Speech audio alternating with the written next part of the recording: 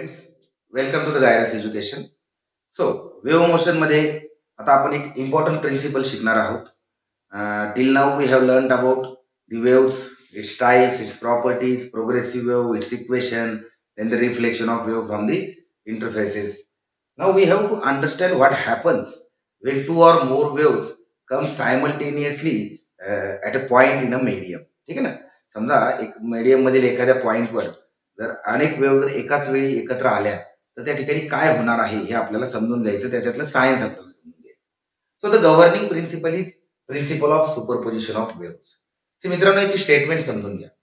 According to principle of superposition of waves, what happens when two or more waves come simultaneously to a common point of medium? They produce their displacement at that point independently of the other waves, right? म्हणजे प्रत्येक wave ज्यावेळेस अशा अनेक wave, दोन पेक्षा जास्त wave एखाद्या common पॉइंटला येतात, त्यावेळेस प्रत्येक वेव्ह काय करते, त्या पॉइंटला आपल्या स्वतःचं इंडिव्हिज्युअल डिस्प्लेसमेंट प्रोड्यूस करते irrespective of other waves. And the resultant displacement of that point because of all such waves is vector sum of the individual displacements. So this is what is called as principle of superposition. आपण already हे principle use केलंय oscillation मध्ये. मी परत एकदा सांगतो की principle of superposition of waves काय सांगतं, when two or more waves arrive at a common point of a medium, or while traveling through the medium arrive at a common point, they produce their individual displacement at that point independent of the other waves, and the resultant displacement at that point is vector sum of the individual displacements, right? मग आपण त्या ठिकाणी म्हणू शकतो, समजा आपल्याकडे x1 x2 x3 अशा प्रकारे वेव्ह देत आहेत. आपण इथे टर्मिनॉलॉजी y ची वापरू because we have taken equation of wave in y.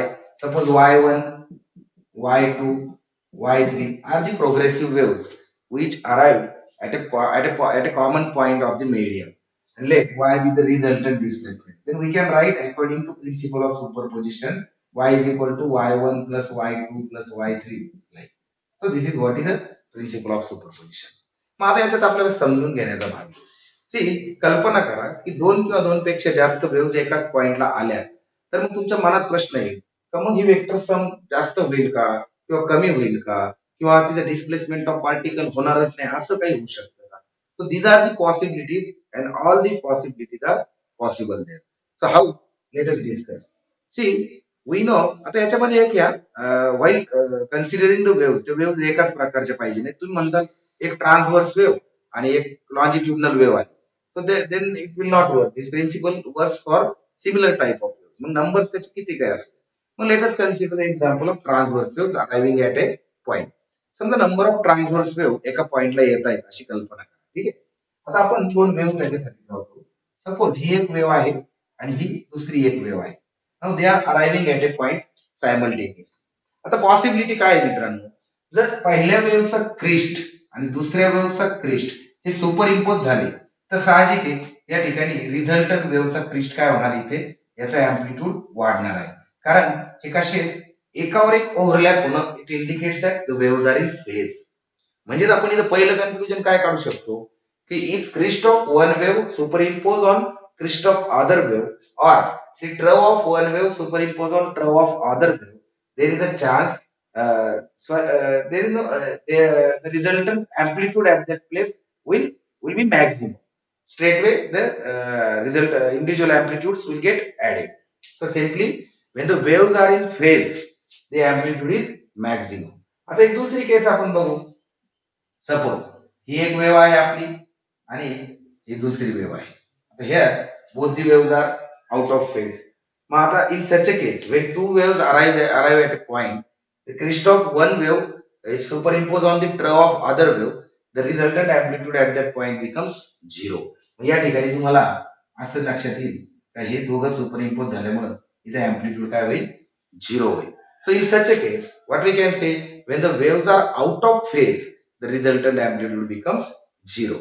And for all other cases, means when there is a difference of phase, we have to derive the formula for resultant amplitude that we have already seen in composition of SHF.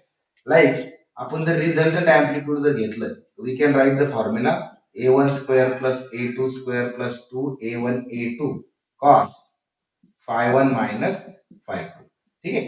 मग आता ही पहिली केस ज्याच्यात waves कशा आहेत, in phase आहे, straightaway r is equal to a1 plus a2 येईल. For this case r is equal to a1 plus a2.